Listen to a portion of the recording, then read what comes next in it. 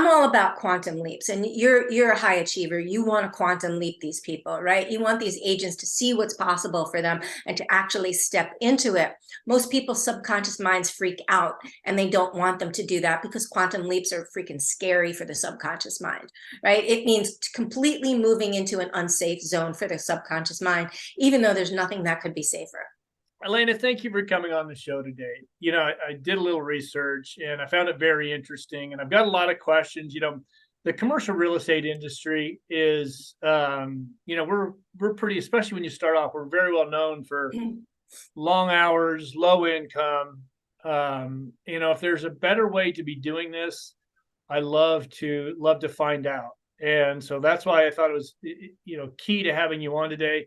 Maybe we can pick your brain. We can find a way that we could be more efficient, make a little bit more money, have a little bit more of our own time back.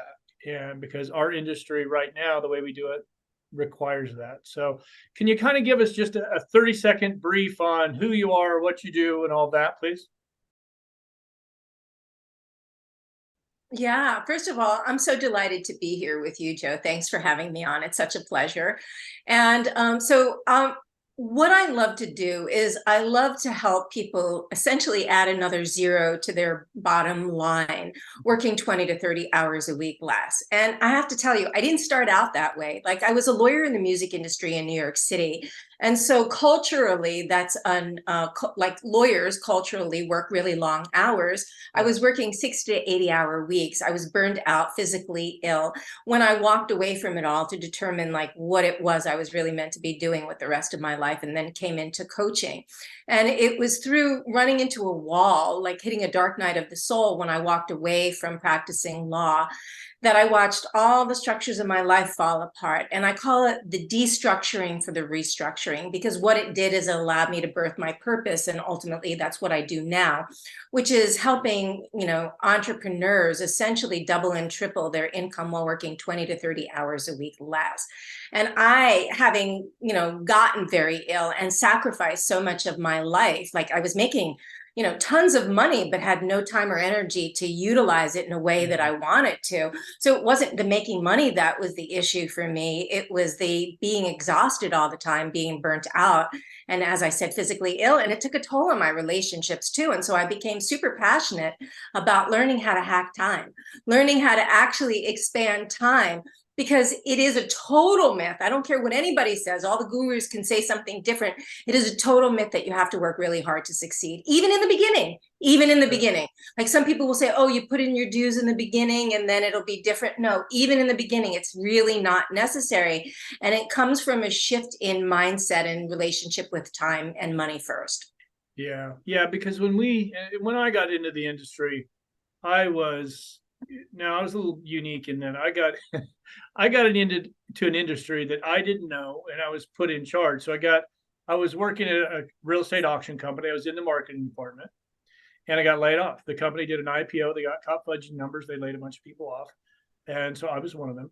And I went over to another company that was a competitor that was just starting off, and so I knew how to market, but I didn't really know how to close. And so, I mean, I was there 7:30 to 10 o'clock, 6 days a week. And then fortunately, my now business partner, he was over at the same company. He got laid off and he ran the back end. So I got very lucky in that he came on and could handle the back end. I could handle the front end. And so, but that's not everybody has that kind of luck. And we, of course, we didn't figure that out right away either. We stumbled for a while before we figured out, oh, I could just do the front end, you do the back end. But how do I do that? How do I, our industry is, one of the biggest independent companies in the United States is doing very, very well, but they're having their agents in the office at 6:30 in the morning, suited and booted, making X number of calls every day. And that's the company culture they like. That's a little bit much for me. I do think that, you want to be in the office if you're brand new, do it 8:30 and doing X amount during the day. But how do I do that? Is it your daily structure? Is it just a mindset that you have? Yeah, the number one thing is changing your relationship with time and money. And Right. so what do I mean by that? Your relationship with time and money. So I work with very high achieving clients, some people in your industry even. And it really doesn't matter what industry they're in, because most high achievers have been grown up to believe that they have to work hard to succeed, right? That's a Right. cultural thing, that you have to work hard to succeed. And as long as you do, you will. You'll need to. Right. So as long as you believe that, as long as you have the belief that you're going to have to work hard to succeed, or money doesn't come easy, or you have to pay your dues, or whatever the belief is. Like, I have one client has a multiple seven-figure business, and she was really, really close with her dad, but her parents divorced when she was young, and she lived with her mom, and she didn't get to see her dad. Now, her dad was a very important person in the community and constantly busy. So she equated the wanting to emulate dad's important, dad's always busy, as she needed to always be busy. And once we got to the root of what the beliefs are and where they came from, she was able to shift her time in a completely different way. But she was literally hiring team members that were putting more on her plate than taking off on her plate. They were causing more work for her. And I see this all the time So with do I. teams that don't perform well, right? And Mhm. we think, oh, it's them, it's that person, but we don't realize that all they're doing is actually mirroring back our own beliefs, which is, I've got to do this all myself, or nobody else can do this as good as me, or whatever the belief system is that's actually running it. And once you get to the root of that belief system, first and foremost, then you can start to bring in a whole host of productivity hacks that will allow you to plan your day in a way that you move in flow, and it becomes more effortless than efforting. Does that make Right. sense? Yeah, that makes sense.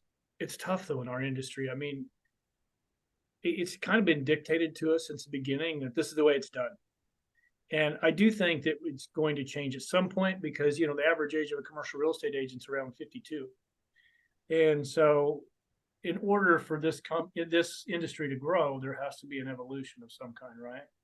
And And it's people like you who can lead that evolution. mhm, It really is, because the thing is that, like I said, I grew up in a culture of lawyers, right? Where that's what you did. You worked really long hours and it was expected. When I ran my own practice, I didn't do that. Nobody on my team does that.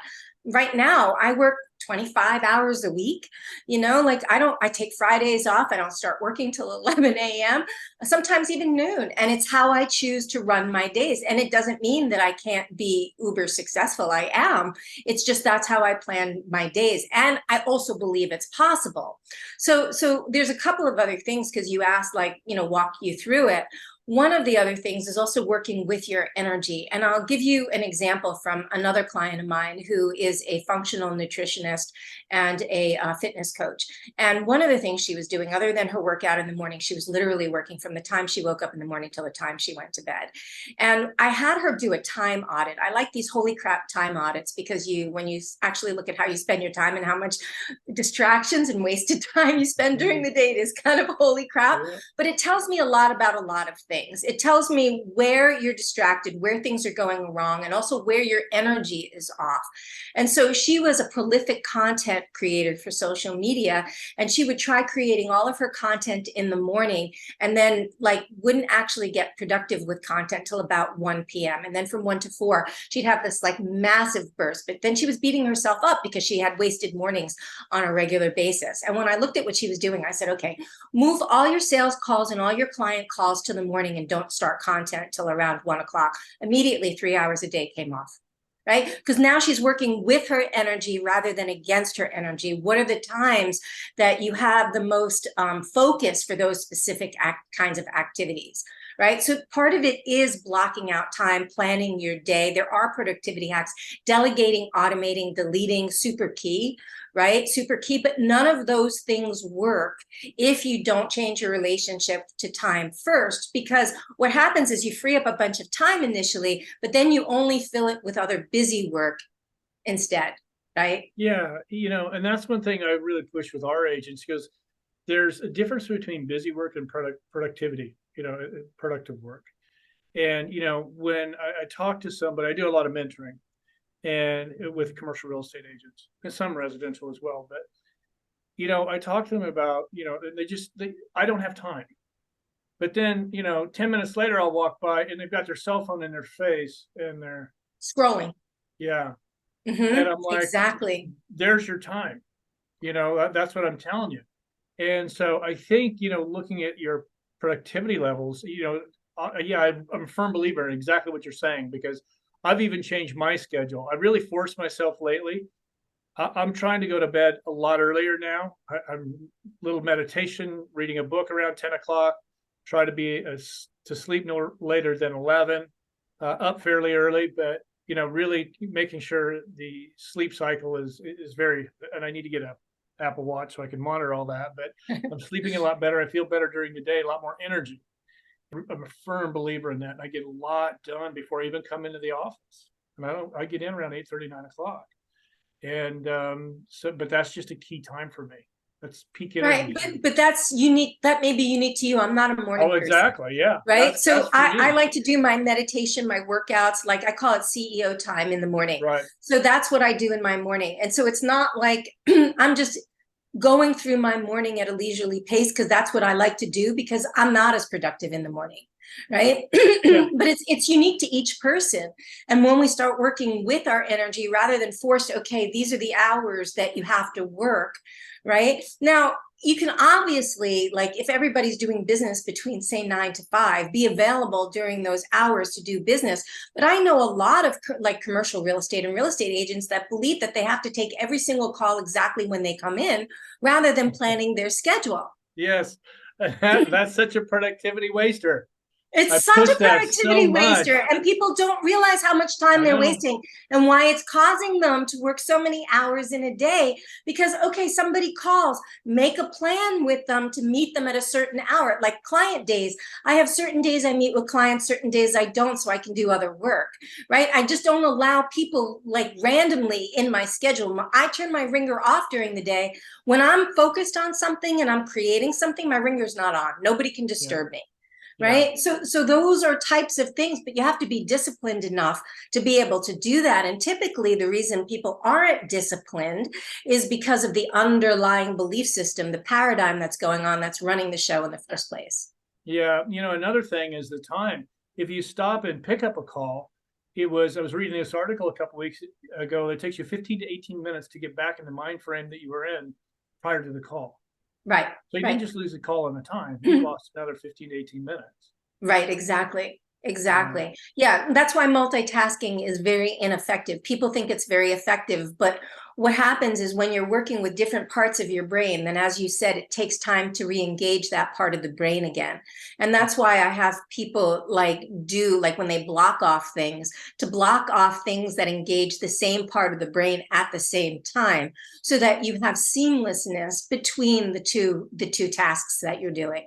Right, they're seamless. So like if all of your calls, if like you're going to set aside 2 or 3 hours, for example, to do all of your calls, then you do all of your calls within that block.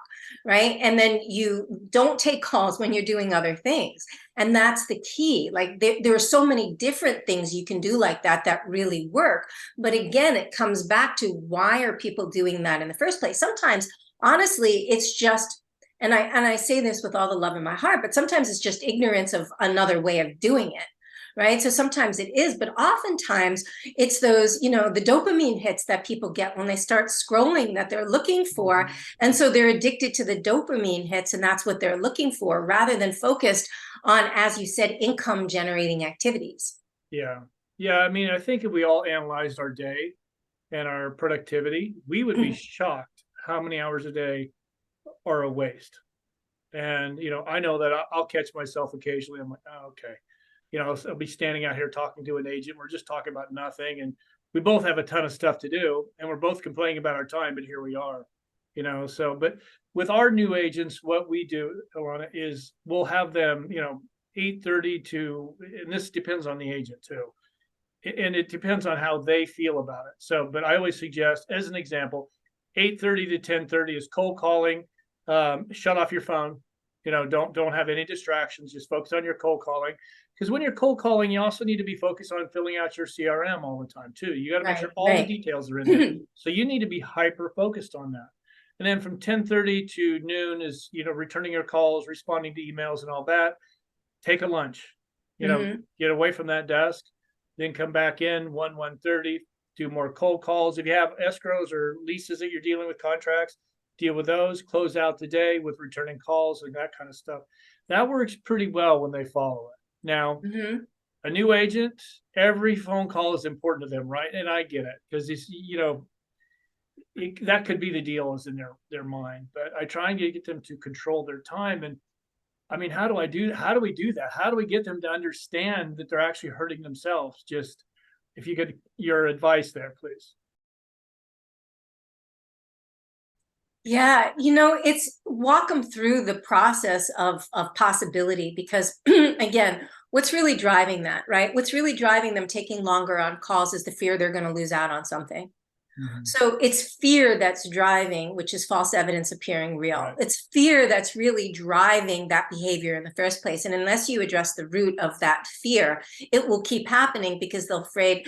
Like one of my clients keeps taking discovery calls with people that she really knows aren't going to be a fit for her. And I keep asking her why she's doing that. And she says to me, because oftentimes it leads to business down the road, because even if they don't enroll with me, they may refer someone. And I was like, it's a colossal waste of your time. It's like fear. Mhm. It's fear driven. So Yeah. getting to the root of the fear is really key, because here's the other thing. This is one of the things. This is how I first started learning how to hack time. And I'll give you a perfect example. When we are in our sympathetic nervous system, which is some form of fight, flight, or freeze, we cannot access creativity, inspiration, higher levels of intelligence, or intuition. All of those things are necessary to move in flow and to be able to magnetize what we want right to us, to make it more effortless in our work, right? So what happens when you're in fight, flight, or freeze? You're thinking of either running or fighting, and it's like your brain has sort of shut down, right? And a lot of your organ systems have shut down. It's not Right. conducive to actually even having those kinds of calls and being successful on them. So the key is to move into the parasympathetic nervous system first in some form of relaxation. Now, a personal example is many years ago when I was really first getting involved in social media. I was working with a coach. I was putting out one post a week, and she said to me, you have to put out 3 social media posts a week. But that one post was taking me 2 hours because I was so in my head and so fearful about how it would land and what other people would think of me. The visibility piece was big for Yeah. me at the time, Yeah. right? So That's it was tough. Yeah. taking me 2 hours to write one post, and the Mhm. idea of writing 3 posts meant 6 hours, and I was already maxed out on my time. I hadn't learned how to hack my time yet. And so I realized that there were 3 things that got me out of my head and into my body. And that's coaching, because I'm very present when I coach. It's meditating, and it was also dancing. So what I started to do was crank up the tune and dance for 5 minutes before I'd sit down and write. And within a month, I had collapsed time of it taking 6 hours to write 3 posts to it taking an hour and a half. So that's 4.5 hours I gained back a week from writing content, from just getting out of my head, Yeah. right? So Yeah. it's Because a lot of, removing that stress mhm. and moving into a deeper state of nervous system relaxation, right? Right. That's it. It's your nervous system that needs to relax. It's actually something I struggle with too, so, you know, it's, but I'm working on it. It took me to get to this age just actually start working on it because I always just put my head down and did the work. And if I had to be in the office on Saturday and Sunday, fine, that was okay with me. But something I deal with my mentoring, Alana, is when I'm talking to somebody and telling them, this is what you need to be doing, and you're going to be a lot more productive if you do this, and they agree to it. But then I talk to them, and a couple weeks later, they've done about half of it. How do you deal with Mhm. that? How do you overcome Yeah, one of the keys that I do with my team, and I realized that this was really pretty rare, and it's funny, I have an updated call, I think on Friday, with one of my team members, is really find out what motivates them. Like, I'm trying to motivate my team into my vision and mission, but I don't understand what their vision and mission is for themselves. And so it's hard to motivate people into your vision and mission unless it's the same for them as well. And so by learning what ultimately they really want and their bigger why, then you can engage their bigger why in a deeper way for them to understand how this role that they're fulfilling is fulfilling their deeper why. Does that make sense? Yeah, but what I get is they tell me, yes, I want to be a very successful commercial real estate broker. I'm willing to do whatever you tell me to do, and then I'll have this call with them in 2 weeks, and they've done half of it, Right, and but why? Why are they wanting to be a successful real estate broker? Why real estate? Why does this light them up? What most of is it it? is money. There's Right. a lot of them is just to have money and success and freedom. They want, money and freedom are the two main things. And, so I really battle with it. And I get frustrated with it. And, I was talking to a guy one day, he goes, and I do the mentoring for free. And it takes a good amount of time, but I do it in the mornings, before I come into the office. And he goes, you got to start charging for it. He goes, you got to hurt. And I'm like, I don't know that that's true, but it's a battle I have. Is like, I don't know if you've been around an elite group of people, they all want to succeed. Mm-hmm. Mediocrity is something that is gotten commonplace right now. Mm-hmm. I'm okay being Comfort. this. Yeah, Comfort. I'm okay being this. How do I overcome that? I Yeah. mean, I get Yeah. frustrated. I'm like, I what the hell? I understand. mean, I'm telling you what to do. You just got to do it. It's not difficult. It's black and white right in front of you. How to, I you know, actually do believe a certain extent of what that person said to you. Most people, like I'm not one of those people, but most people tend not to play unless they pay, right? If they don't have skin in the game, that there's not a lot of at risk for them for not doing it, right? So these people, you see how it impacts your organization by them only doing half of what, they said they were going to do, but they Mhm. don't see how it's going to. And so one of the things that I talk about, and this is the basis of the work that I do. Let's say this is your comfort zone. This is your subconscious mind. Your whole subconscious mind, Joe, is designed to make sure Joe not dead. Right? I have to keep Joe alive. I have to keep Joe safe. And what does it know? It only knows the past. It only knows by continuing to repeat the past over and over again that you're not going to die. Everything you want, all the things you've asked those people to do, those agents to do, is outside of the comfort zone. It's in the unknown. And so when people go to step out into the unknown, then their subconscious mind freaks out because they go, I don't know if Joe's going to survive that. Like Joe hasn't done that before and survived. I don't know if he's going to survive. So it will create some form of self-sabotage to bring you right back into the comfort zone. And this is what most people do. They keep going like this. So they'll get a little bit further, they'll come back, they'll get a little bit further, they'll come back, and maybe incrementally, so slightly, they move it. Well, I'm all about quantum leaps, and you're a high achiever. You want to quantum leap these people, right? You want these agents to see what's possible for them and to actually step into it. Most people's subconscious minds freak out, and they don't want them to do that because quantum leaps are freaking scary for the subconscious mind, right? It means completely moving into an unsafe zone for the subconscious mind, even though there's nothing that could be safer. So again, and I'll keep coming back to this, but again, coming back to the root of what are they afraid of in the first place? Because it's fear that's causing people to not stay out in the unknown, that keeps self-sabotaging themselves. So when you address those self-sabotage patterns, and if people really want what they say they want, a lot of people say they want it, but they don't really want it. do a They'll lot of say work they'll for it. do the Yeah. thing, but they don't really want it. Like, sure, if Right. you handed it to them, they'll be happy to take it. But to actually, because they think it's going to be really hard to have it, and it will take blood, sweat, and tears. And that's how the culture and the dynamic is set up. And they don't want to give their blood, sweat, and tears. And it's a cultural shift, first of all, but then also understanding that it's possible to do it a different way. Yeah. I think, on, because like being a commercial real estate, a good portion of what you do is cold calling, right? So Mm-hmm. there's that fear of rejection. We've all been there. I mean, I don't know if you've ever had a cold call, but I was terrible at it until I wasn't. I kept doing it and rejected and screwed up and got hung up on, and then I just am like, I need to have fun with this. Otherwise, this is Mm-hmm. going to eat me alive.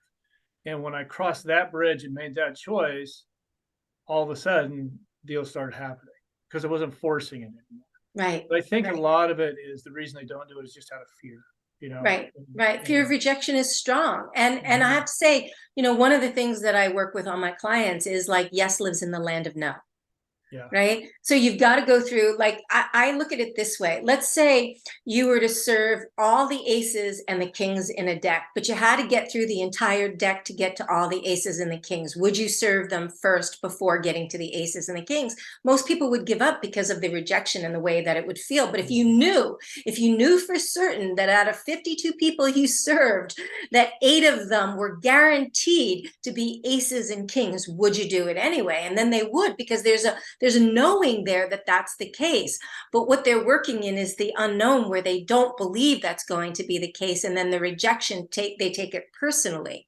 Right. So it may be for you and your people doing some training around sales to understand that. Like a few years ago, I switched the modality that I was teaching. I teach people how to tap into their intuition and use it as a guidance system in their business. Because if you look at the most successful people on the planet, they use their intuition to make crucial decisions. They may back it up with data, but they use their intuition. It's amazing how it can create effortless flow in business.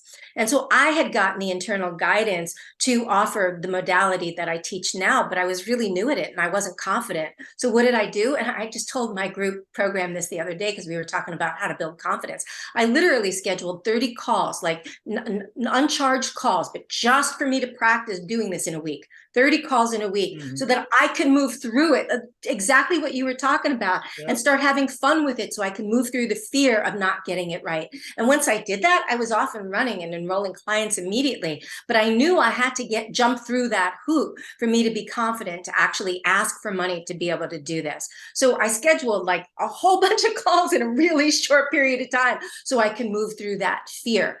And that is what, like, there was another colleague of mine, he was talking about working with a sales coach, and she had given him the task of doing, like, it was like 100 calls, like 100 cold calls in a week or something like that. Because when you get through that many, if you're forced to do it and you get through that many, you do learn what you learned in that, which is you can actually have fun with it. Once you start having fun with it, once you no longer fear the rejection, then you get to have so much more fun, because then stuff happens, right? People want to work with you. For me, you know, and this is going to make, you're going to think I'm a complete nut, which, you know, at the time I had $1,200 in my checking account, but, you know, honestly, that didn't affect me. I was, you know, mid-20s. So I was like, whatever, I've already lived off macaroni and cheese out of the box for years. So what's another year? But I called the same company. It was a company called Freddie Mac, and they were doing a lot of auctions, and it's when we were starting. I called this same lady. I don't know how she didn't have me committed, but I would call her 5 days a week, sometimes 6, and even leaving a message on a Sunday. I know you're not in the office today, but I just thought I'd reach out and say happy Sunday, whatever it was. Tried to make them kind of funny. Her assistant at one point said, Joe, she's never going to answer her phone, but she goes, and you seem like a nice guy, but I can't keep talking to you every day. So she gave me her direct line. So I started leaving the messages there. And I never stopped. And, you know, that lady then called me back on my manager at the times, the brick phone, the old brick cell phone. How she got the number, I'm convinced, because it was a quasi-government company. Somehow I think she got inside information, but she called on his cell phone, and I can tell you right where I was at. I was in front of LAX. He drove an Lexus and called his brick phone and asked for me. I was floored. She goes, okay, hotshot, I'm going to give you a chance. And then we became their #1 auction company. But it's when I started to have fun with those messages, you know, and, you know, having fun with it, like not taking it personally. And I know it's hard to do, but that's what really helped me turn a corner. And I don't suggest anybody, you'll probably end up in jail if you do what I did. But, you know, I was at a spot in my life where it's just, I didn't care. You know, I just am like, whatever, but don't do what I did, especially now. There's a lot more ways. Back then, you only had cold calling. That was it. Right. But you embodied a principle, which is there's no such thing as failure. There's just data, feedback, and information. Right. So, okay, that didn't work. What do I need to do differently now? Like, it's taking the feedback, pivoting, and understanding what to do differently, or sticking with it enough that it does work. I was just talking to somebody about this yesterday. Sometimes we think we're going to open the door and the outcome's going to be on the other side of the door. But sometimes we open the door to the door to the door. Right. And we give up because we believe once the door's open, the outcome's not there, we've failed. And then people take that personally. And so the key is to understand sometimes it's the door to the door to the door. And sometimes, well, all the time, there's no such thing as failure. There's no such thing as mistakes. There's no such thing as right or wrong. Everything actually is just neutral. And it's only the meaning that we're giving things, which is based on our past experiences about whether this is a failure, this is working, this is what I want. Because what do people consider a failure?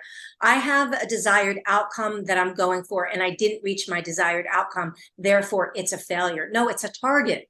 Right? If you're learning how to shoot a bow and arrow, you're learning archery, you don't necessarily get the bullseye the first time every time. You keep practicing until you get the bullseye, right? Yep. It's a target. And when we start turning our goals into targets and realizing, okay, what do I need to do? Sometimes 90% of success is energetic. It's the frequency that we're holding. 10% is the action. It's a super important 10%, action and execution, super important 10%. But if we don't have those other pieces, which is the right mindset to do it, it will make that 10% feel so heavy and hard. Yeah. One thing to finish on that, the story I was telling is, I knew I was going to get her voicemail, right? So it really allowed me to be free in what I said, and it allowed me to kind of hone what my next call was going to be about how our company would service them, how we would give you all the analytics you wanted to need every week. After every auction, we'd get all these analytics that nobody else was doing. So knowing that I was going to get that voicemail kind of gave me that freedom to leave that message and hone it. And I'd hang up the phone going, yeah, I like that. And we go on. And so when that first auction happened we'd had other auctions by then, but we really got going. Other deals started falling because I used that opportunity because I knew I was going to get that voicemail to really hone my skills. And it worked. Now, accountability. Wait, can I just say, comment one thing about, because you just perfectly gave an example of what I was just talking about, right? Of like the opportunity there. Yes, the opportunity was potentially for you to be able to be their auction house. The other opportunity was for you to hone your skills. And even if what you had only gotten out of it was honing your skills, that would be huge for the next opportunity. Yeah. Right. So it's really looking at where the wins are, because we always think the wins are only the big wins. And there are so many other wins along the way, and focusing on all those wins, which is like you opened up this whole other side of you that allowed you to be fierce in approaching people. And I don't mean fierce in like, harsh. I mean, fierce in like being true to yourself and having fun with it. Right. Yeah. That opened up this level of fierceness. So yeah, that's brilliant. Yeah, it went from desperation to, listen, I have to do this. So I can either dread this every day, or I can just get creative with it and figure out a new path. And so, it's. Have you ever heard of a double binding message? Okay, so what a double binding message is in sales, you can be saying the absolute perfect thing that the client needs to hear on the other end. But if you're coming from an energy of desperation, if you have commission breath, that energy will come through and they will feel it. They will not trust you. They will not do business with you. And they may not even know why, because you're saying the perfect things, but something's saying to them, I can't trust this person, because they're feeling that desperation underlying it. Yeah, you see it a lot, especially in our newer agents. I'm like, listen, before you even get on the phone, I want you to really become the person that anybody in that market, if it's multifamily in Westwood, I want you to know everything about multifamily in Westwood. How many apartment buildings are on the market? How long, what's average days on market? Price per square foot, average lot size, on and on and on. And I said, that's going to give you a lot more confidence when you're having a conversation with them, because you can say to them, hey, Mr. Seller, I know there's 3 buildings just sold right down the street with you. It wasn't with our company, but they did sell. I know the pricing. If you have that gives a little bit of confidence. I think if people are going to be, you can create your own confidence by being the smartest person in the industry in your marketplace. And so, yeah, for sure. Very important. Accountability. Well, if I'm going to be working, if I can bring it down where I'm working 30 hours a week, I'm going to have to hold myself accountable. I'm going to have to be, Joe, you don't need to go out for lunch for an hour and a half. Not that we do anyway, but it sounded good. I'm going to go to the Beverly Regent for lunch. I've done that in years, but how do I hold myself accountable? I mean, what should I be doing?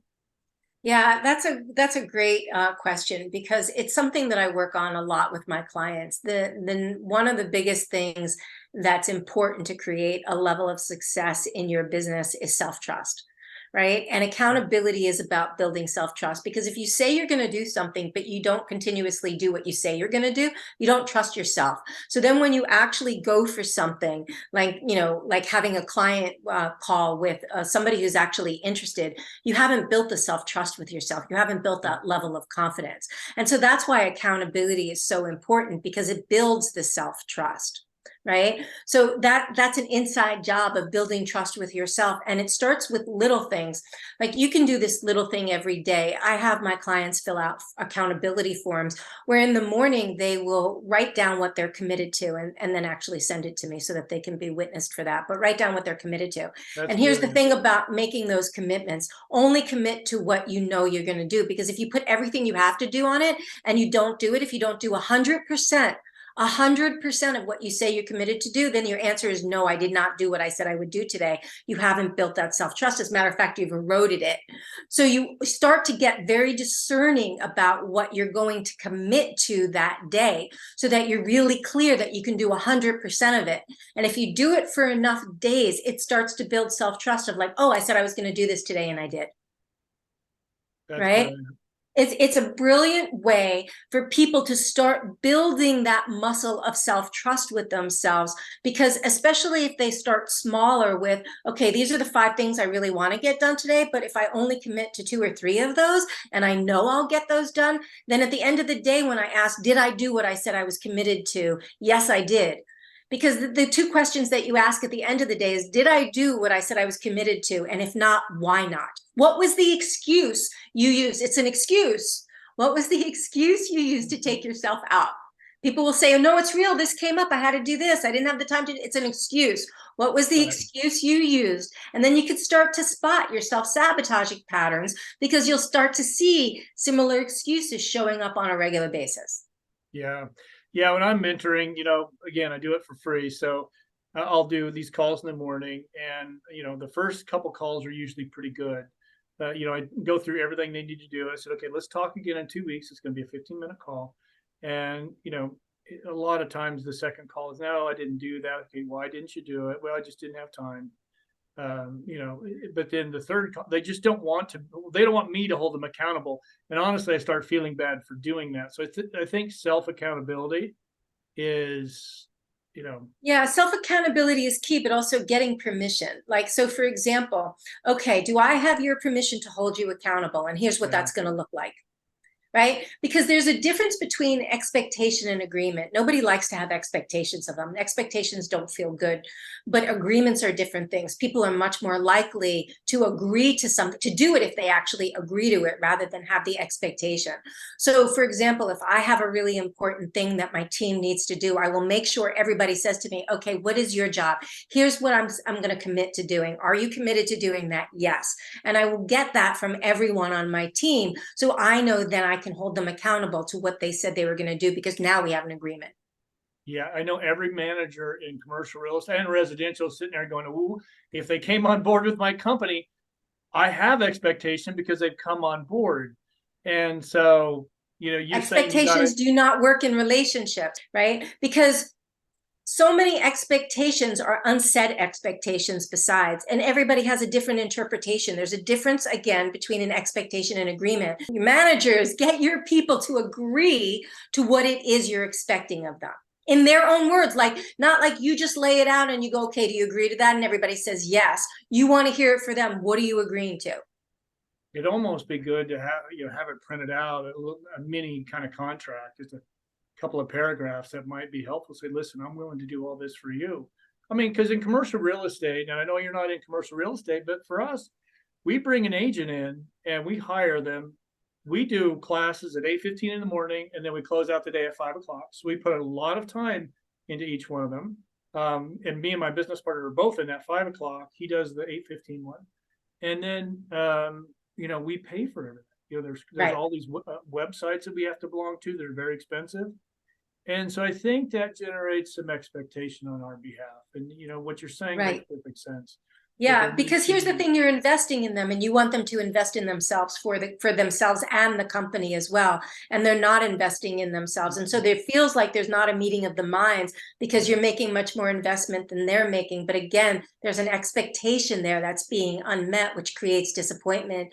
And the only things that come out of expectation is if the expectation is met, it's no big deal because you expected it in the first place. If it isn't met, it ranges from disappointment to betrayal, right? Yeah, our industry for new agents is 90+% turnover.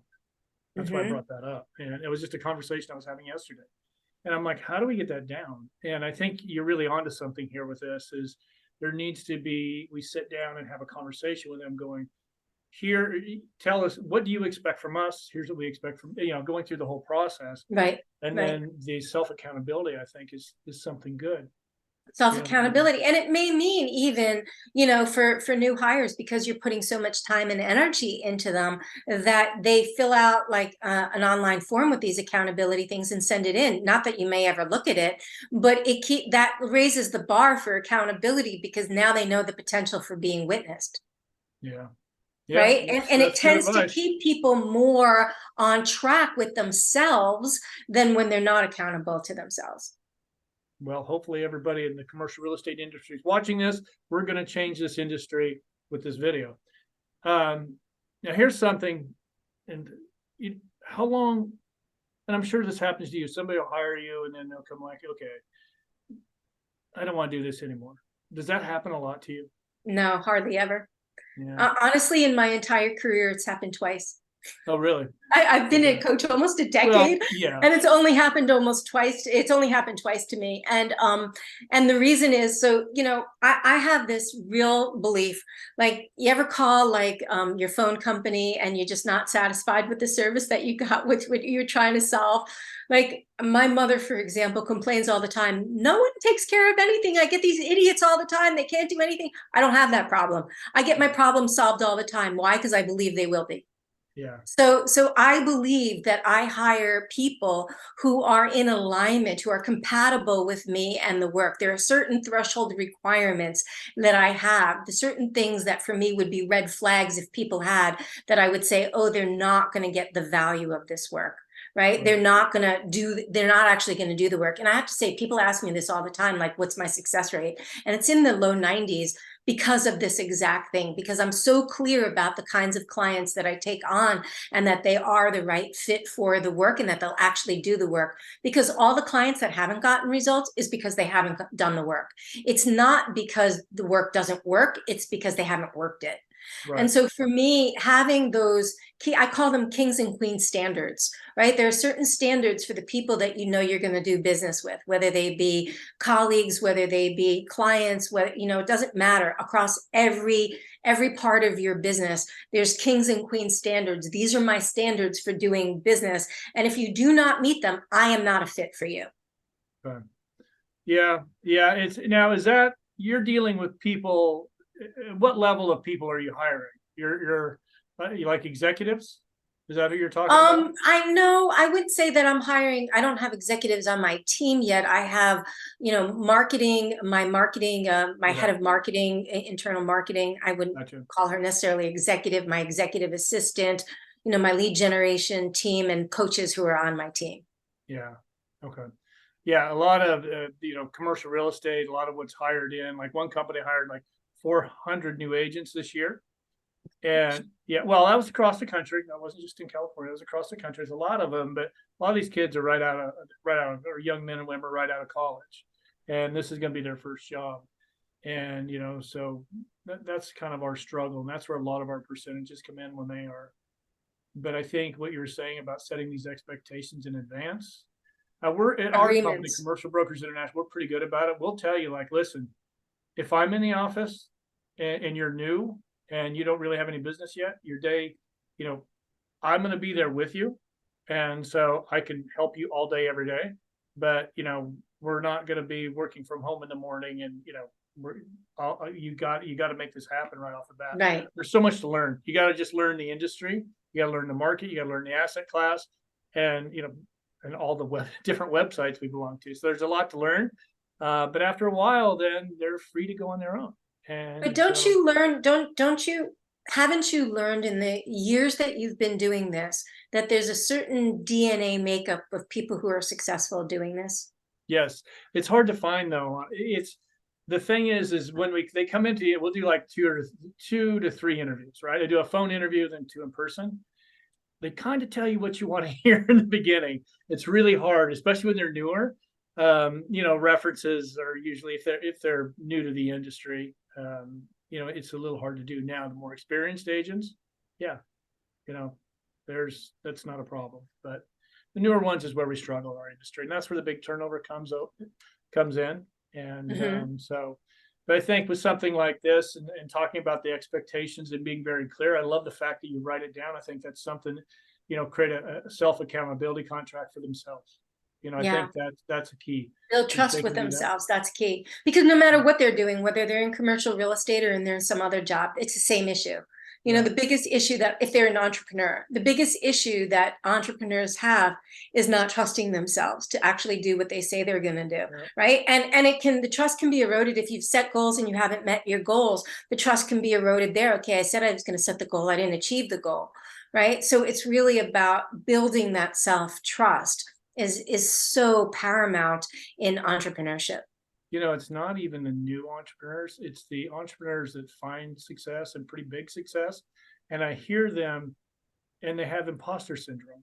And so that Hmm. never really goes away, right? And so it's something That's that where I I think, come in. That's where I yeah, come yeah, in. we're like, okay, yeah, I get it, but you've got all this success, you've built it, and they're afraid something else. So I think that all these tools can really help them. But well, thank you very much for all this information. How do we get hold of you? Okay, so I would love to offer your audience a free gift, and it's a PDF guide. It's a short PDF guide. It's 3 ways to essentially add 20 to $30,000 more a month, shaving 20 to 30 hours off of your work week is what it does. It's like that's what Okay. I love to do is I really help people make more money working less. And so it's all about a lot of the hacks that we were talking about today and how to get deeper into those hacks to hack your time. And you can find it at www.alainaschwartz.com/time. And Alaina is ALAINASCHWARTZ, AlainaSchwartz.com/time. And it's totally free. And it will take a deeper dive into some of the reasons why you're spinning your wheels when it comes to time. I will be sure to check that out myself, and I'll go on your website, grab the link, and put it down below so people can find it. And if anybody has any questions or comments, please put in the comments below, and I'll make sure that Alaina sees them and she can answer them for you. And Happy to answer any questions or comments have, or even have a conversation. If people want to have a conversation, happy to have a conversation with them as well. beautiful. Thank you very much. I appreciate your time today. Absolute honor and a privilege. Thanks, Joe. Thank you. And for those of you watching, make sure you give us a like. If you haven't done so, make sure you subscribe.